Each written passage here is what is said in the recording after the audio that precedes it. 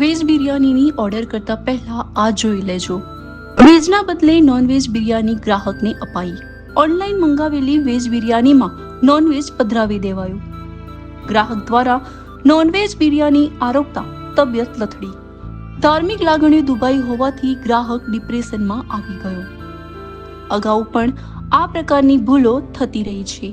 South Bopal ખાતે આવેલા the rebel fast food products એકમ બની હતી નોનવેજ બિરયાની. એકમ દ્વારા પણ ભૂલ સ્વીકારાઈ.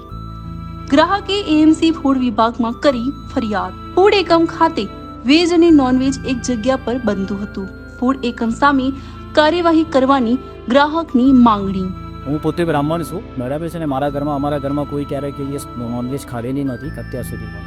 ગઈકાલે આ વસ્તુ મારા ધ્યાનમાં આવી, મેં ખાધેલે તરત મને એવું બધું ફીલ થવાને મારી ધાર્મિક લાગણીઓ ઉપાદન છે આના અંદર, બરાબર છે. અને હું પોતે અત્યારે એકદમ લો ફીલ કરું છું અને ડિપ્રેસ જેવું થઈ ગયું છે મને કે આ બધી વસ્તુઓનું આ કોઈ નિરાકરણ છે જ નહીં. આવું અવારનવાર બન્યા કરે છે.